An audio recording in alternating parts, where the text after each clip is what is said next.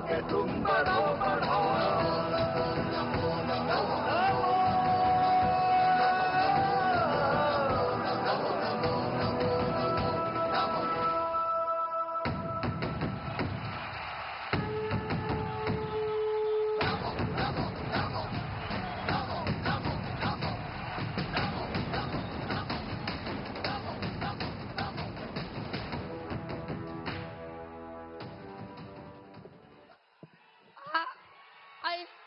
इंतजार की घड़ियां खत्म हो गई हैं और माननीय यशस्वी प्रधानमंत्री जी का जरा मेरे साथ आप लोग बोलेंगे, स्वागत है भाई, स्वागत है, स्वागत है भाई, स्वागत है, स्वागत है भाई, स्वागत है। मोदी जी को जय श्री राम, मोदी जी को जय श्री राम।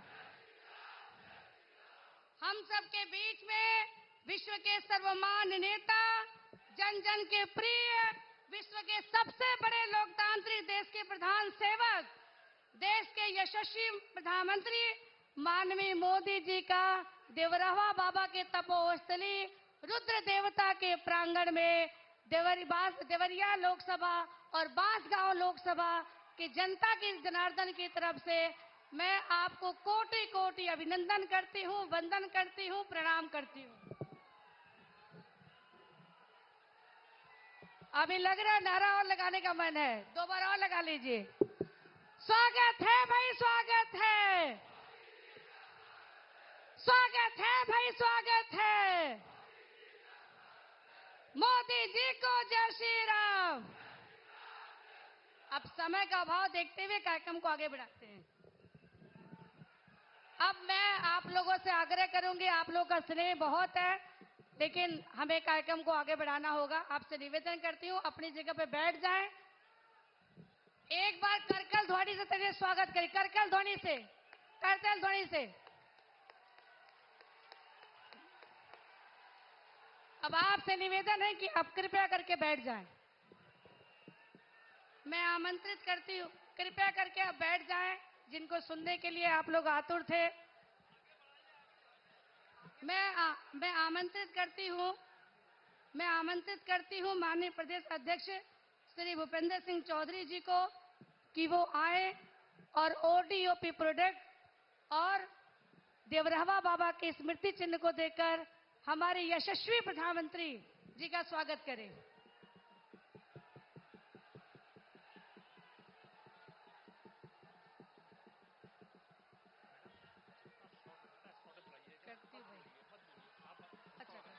अच्छा,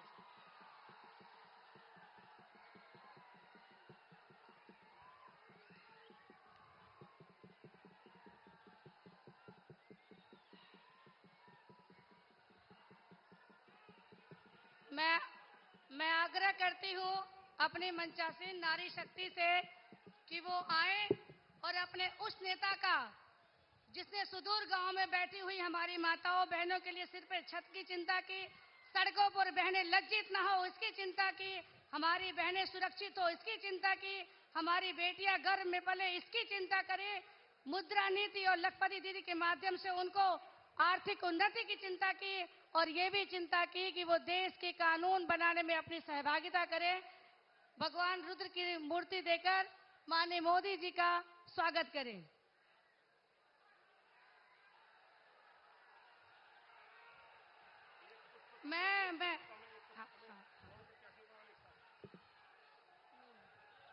मैं आमंत्रित करती हूँ लोकसभा बांसगांव के प्रत्याशी कमलेश भाई को और देवरिया के लोकसभा के प्रत्याशी भाई शशांक मणि जी को, वो दोनों लोग आए और कमल पुष्प देके माननीय यशस्वी प्रधानमंत्री जी का स्वागत करें।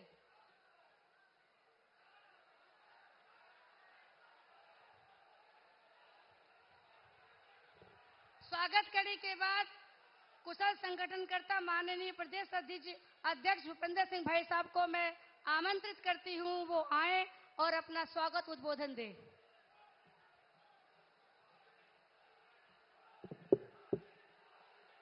बोलिए भारत माता की, भारत माता की। जय श्री राम, जय श्री राम।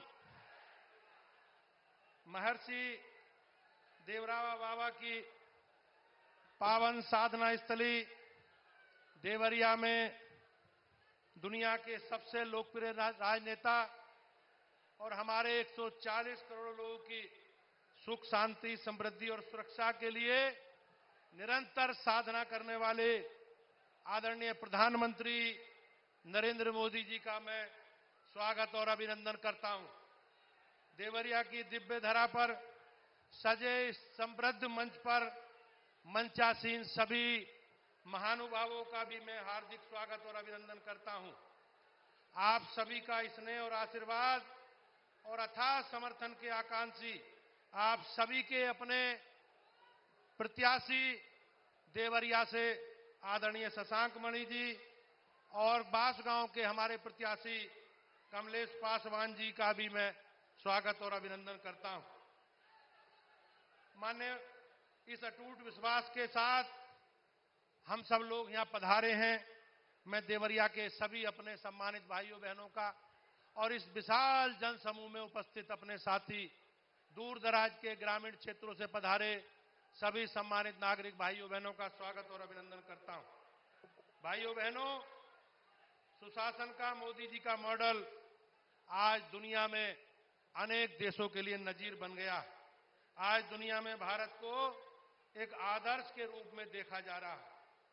आज हम सब लोग मिलकर भारत को, जो बदलता हुआ भारत है, एक सशक्त भारत की तस्वीर के रूप में हम मोदी जी को देखते हैं।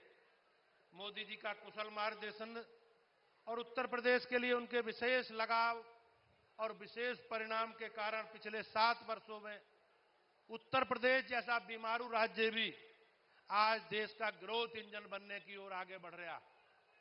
भाइयों बहनों, उत्तर प्रदेश आज महाराष्ट्र के बाद सबसे बड़ी अर्थव्यवस्था के रूप में सामने आया। मैं जानता हूं कि आप सभी का आशीर्वाद और स्नेह माननीय प्रधानमंत्री जी के साथ आपका बहुमूल्य वोट राष्ट्रवाद, विकास और सुशासन की जीत को सुनिश्चित करने वाला होगा। मुझे विश्वास है कि आप सबको, हम सबको माननीय प्रधानमंत्री जी की, मोदी जी की गारंटी का पूरा विश्वास है और हम सब लोग भरोसा रखकर देवरिया और बांसगांव के सभी लोकसभा के लोग विकास और सुशासन के रूप में कमल खिलाने का काम करेंगे। मैं आप सभी का कोटि कोटि अभिनंदन करता हूं और भारतीय जनता पार्टी उत्तर प्रदेश की ओर से आज इस लोकसभा क्षेत्र देवरिया और बांसगांव में माननीय प्रधानमंत्री जी पधारे हैं। मैं उनका स्वागत और अभिनंदन करता हूं और आप सबसे आग्रह करता हूं कि भाइयों बहनों, पिछले 10 वर्ष में माननीय प्रधानमंत्री जी के नेतृत्व में जो आज देश बदलता हुआ देश और योगी जी के नेतृत्व में बदलता हुआ उत्तर प्रदेश हम सबके सामने है। हम सब लोगों को मिलकर आने वाले 1 जून को मिलकर घर घर जाना है, हर परिवार में जाना है और मोदी जी का संदेश घर घर तक पहुंचाना है। इस संकल्प के साथ हम सब लोग उपस्थित हुए हैं। आप सबका बहुत बहुत धन्यवाद।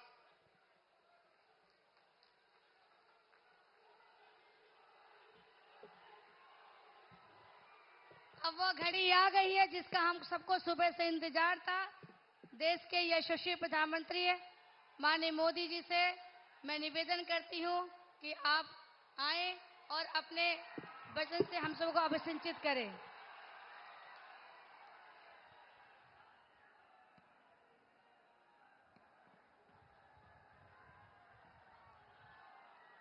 भारत माता की, भारत माता की, मां करवल देई की, मां करवल देई की। तरकुलहा देवी, बुढ़िया माई, गुरु गोरखनाथ और देवरवा बाबा की धरती से हम रहुआ सबके प्रणाम करता ने। साथियों, कल छठे चरण का मतदान भी खत्म हो गया है। अब आप लोग इजाजत दें तो मैं बोलना शुरू करूं। आप 2 मिनट आपका चलिए हो जाए।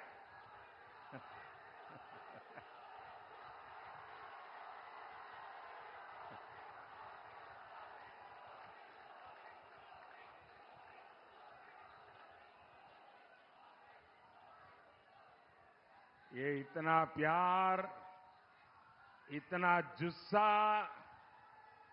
ये आपका प्यार मेरे सर आंखों पर दोस्तों।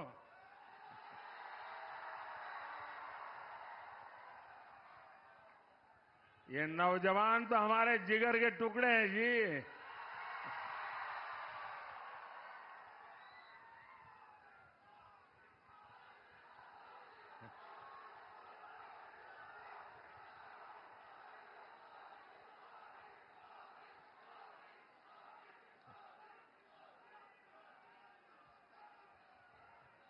छठे चरण में इंडी गठबंधन के छक्के छुड़ा दिए हैं।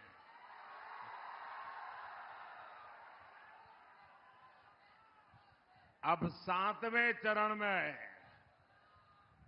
इंडी वालों पर पूर्वांचल का प्रहार होगा और पूर्वांचल का प्रहार जिस पर हुआ वो मैदान से भी बाहर जाकर गिरता है। आपका उत्साह एक ही बात कह रहा है। फिर एक बार, फिर एक बार, फिर एक बार, फिर एक बार। साथियों, 4 जून 2024 ये तारीख भारत का भविष्य तय करने जा रही है। अमृत काल के संकल्प, विकसित भारत का निर्माण, 140 करोड़ सपने, 4 जून को देश एक नई उड़ान के लिए पंख फैलाएगा। इसलिए करोड़ों लोग 4 जून का इंतजार कर रहे हैं। जो करोड़ों लोग 4 जून का इंतजार कर रहे हैं, 3 करोड़ गरीब जिन्हें आने वाले सालों में पक्का घर मिलेगा, उन्हें 4 जून का इंतजार है। 70 साल की उम्र से ऊपर के वो बुजुर्ग जिन्हें अब 5 लाख रुपए का मुफ्त इलाज मिलेगा, उन्हें 4 जून का इंतजार है। वो करोड़ों युवा जिन्हें मुद्रा योजना से अब 20 लाख रुपए की मदद मिलेगी, उन्हें 4 जून का इंतजार है। स्वयं सहायता समूह से जुड़ी 3 करोड़ बहनें जब लखपति दीदी बनेगी, उन्हें 4 जून का इंतजार है। देश के करोड़ों लोग जिन्हें पीएम सूर्यघर योजना से मुफ्त बिजली मिलेगी, उन्हें 4 जून का इंतजार है। देश को पता है 4 जून से ही भारत के तीसरी बड़ी अर्थव्यवस्था बनने का काउंटडाउन शुरू हो जाएगा और दुनिया की तीसरी बड़ी अर्थव्यवस्था बनने का मतलब है हर भारतवासी के पास आगे बढ़ने के ज्यादा मौके, हर भारतवासी के पास अपनी आय ज्यादा बढ़ाने का मौका। 4 जून को बुढ़वा मंगल के दिन हनुमान जी के आशीर्वाद से भारत की एक मंगल यात्रा की नई शुरुआत होगी। साथियों, देश की प्रगति से बांसगांव के लोग, देवरिया के लोग खुशियों से भरे हुए नजर आ रहे हैं। लेकिन कुछ ताकतें ऐसी भी हैं जिन्हें भारत की प्रगति से पेट में दर्द हो रहा है। ये लोग 4 जून को लेकर अलग ही सपने देख रहे हैं। पाकिस्तान में सपा कांग्रेस के इंडी गठबंधन के लिए दुआ पड़ी जा रही है। सीमा पार से जिहादी उन्हें समर्थन दे रहे हैं। यहां सपा कांग्रेस वाले वोट जिहाद की अपील कर रहे हैं। इनका मुद्दा देश का विकास नहीं, ये तो भारत को कई दशक पीछे ले जाना चाहते हैं। आप इनके मुद्दे देखिए। इंडी जमात कह रही है ये सरकार में आएंगे तो कश्मीर में फिर से 370 लगाएंगे। ये बंटवारे के पीड़ितों को नागरिकता देने वाला सीएए कानून रद्द करेंगे। आप मुझे बताइए ये किसका एजेंडा है? यही तो भारत विरोधी ताकतें भी चाहती है। फिर इंडी वाले भी यही क्यों चाहते हैं? साथियों, कांग्रेस ने हमेशा देश की सुरक्षा के साथ खिलवाड़ किया। अभी एक और चौंकाने वाला खुलासा हुआ है। आपको पता है ना, हमारे देश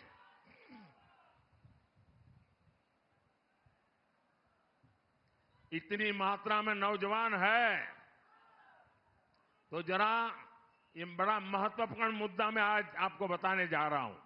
मीडिया वालों के लिए भी नया होगा। आपको पता है हमारा देश ब्रह्मोस मिसाइल बनाता है,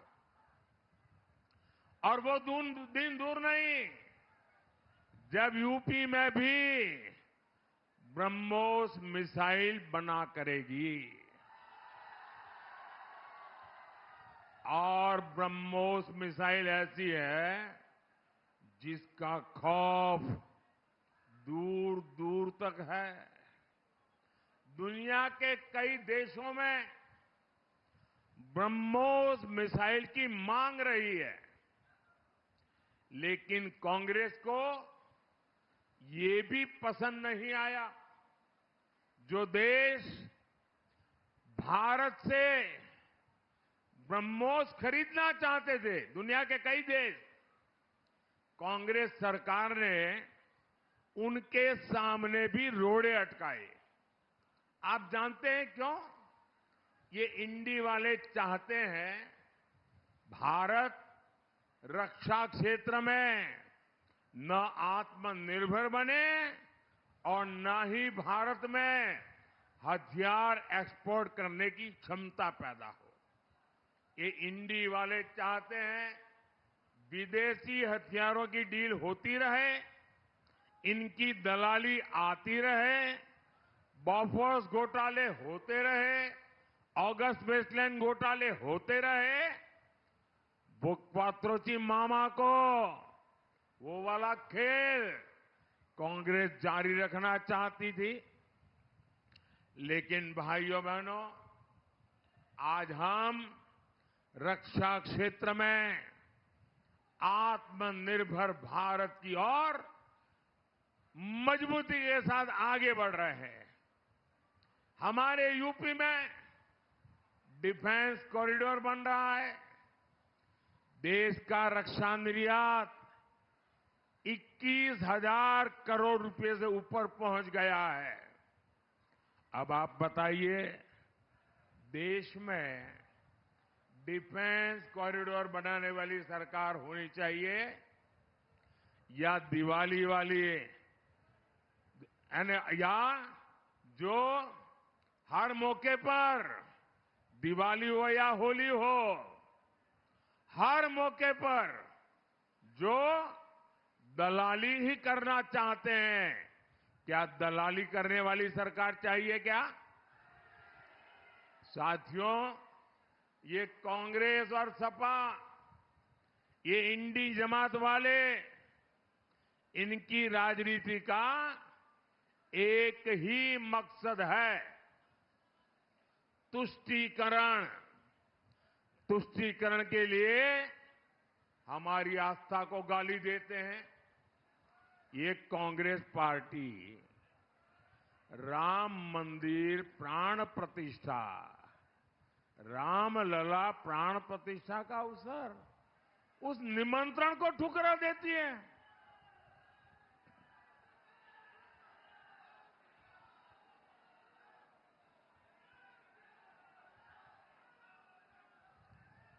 इंडी जमात वाले राम मंदिर को अपवित्र कहते हैं।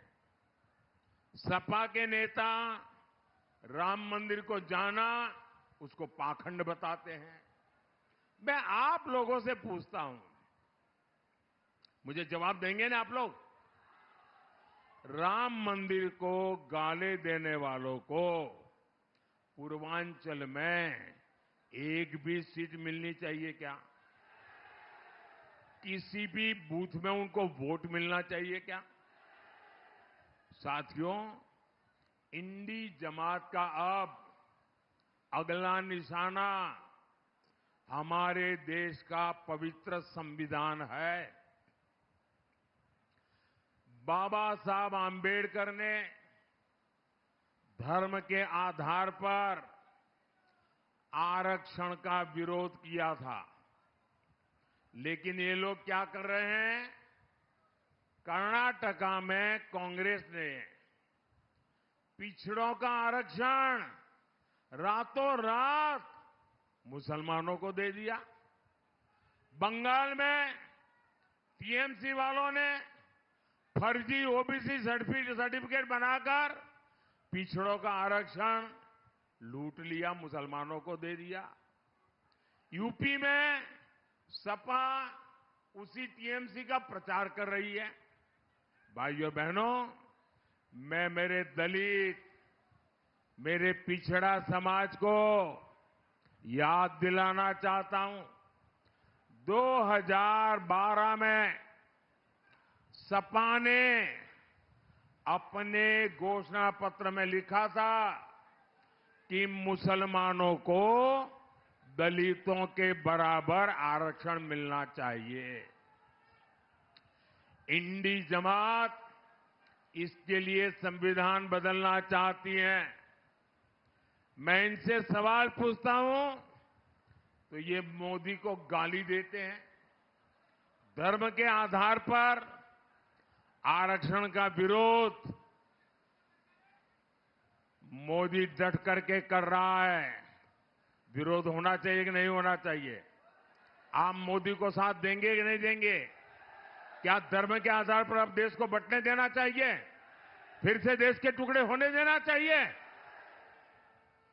दलित पिछड़ा के आरक्षण की लूट रुकनी चाहिए या नहीं रुकनी चाहिए?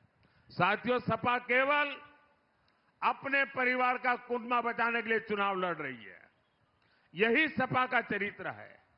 आप याद करिए, सपा का वो जंगल राज, बहन बेटियों का घर से निकलना मुश्किल था।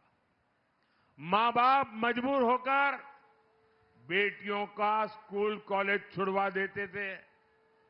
व्यापारी इसी खौफ में जीते थे, अब कौन गुंडा फिरौती मांग ले, कब किसका प्लॉट कब्जा हो जाए, कब किसका खेत चला जाए। सरकार की जमीन तक पर माफियाओं ने महल खड़े कर दिए थे। लेकिन जब से योगी जी आए हैं, माहौल ही बदल गया, मौसम भी बदल गया। हमारे योगी जी तो अच्छों की गर्मी उतारने में एक्सपर्ट है।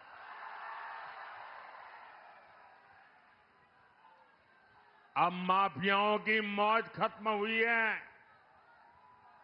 उनके महलों की जगह गरीबों के लिए घर बन रहे हैं। यही बीजेपी में और इंडी जमात के बीच में इतना बड़ा फर्क है। साथियों, आज यूपी के लोग गर्व से कहते हैं कि हम यूपी से हैं, सिरा तान करके बोलते हैं। यूपी अब बाकी राज्यों से केवल बराबरी कर रहा है, इतना नहीं, अनेक राज्यों से मेरा यूपी आगे निकल रहा है।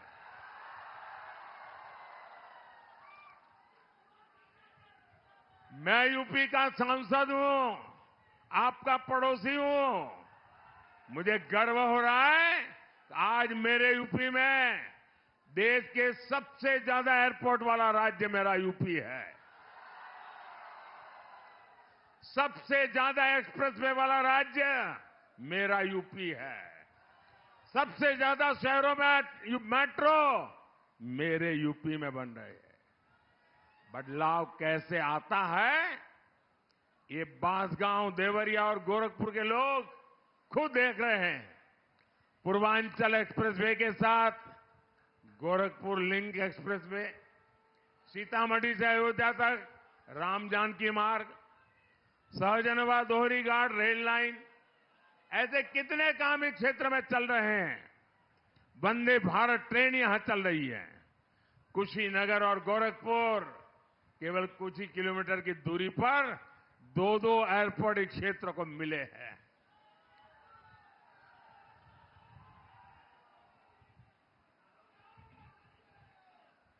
अच्छी स्वास्थ्य सेवाओं के लिए गोरखपुर में नया एम्स खुला है।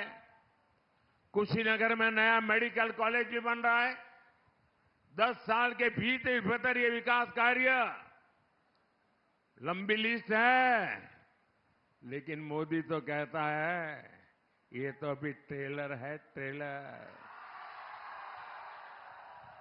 अगर ट्रेलर इतना शानदार है तो आने वाले 5 साल कितने मजबूती से देश को ऊपर ले जाएंगे, आप अंदाज लगा सकते हैं।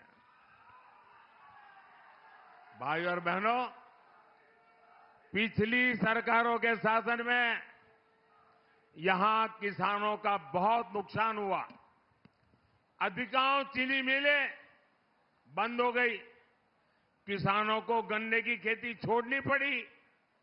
हमारी सरकार सपा के इन गड्ढों को भी भरने का काम कर रही है। हमने गन्ने के लिए एफआरपी बढ़ाया है। गन्ना किसानों का हजारों करोड़ रुपए का बकाया चुकाया है। बांसगांव, देवरिया के किसानों को पीएम किसान सम्मान निधि के भी 1,500 करोड़ रुपया मिले हैं। साथियों, 1 जून को आपका वोट बांसगांव, देवरिया और देश का भविष्य बनाएगा। आपका एक वोट सीधा मोदी के खाते में जाएगा।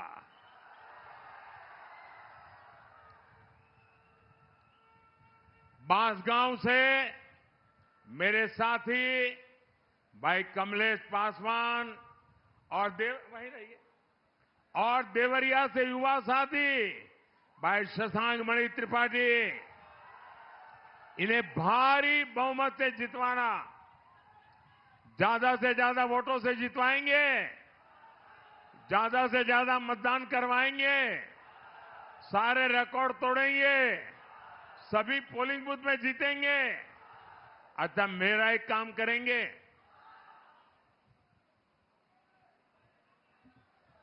बड़े कमाल के लोग हो यार। इनके लिए बोलता हूं तो जोरों से बोल रहे हो, लेकिन मेरे लिए कहा काम करोगे तो ठंडे पड़ गए। ऐसा कैसा भाई? बताओ, मेरा एक काम करोगे? ऐसा नहीं, दोनों हाथ ऊपर करके बताओ। अरे मेरे जिगर के टुकड़े इतने यहां है, जरा दम लगा के बोलो ना। मेरा एक काम करोगे? देखिए, हर गांव में, हर इलाके में देवस्थान होते हैं, तीर्थ स्थान होता है। आप वहां जाना, मेरी तरफ से मत्था टेकना, मोदी की तरफ से, और परमात्मा से आशीर्वाद मांगना है। मांगेंगे? मत्था टेकेंगे?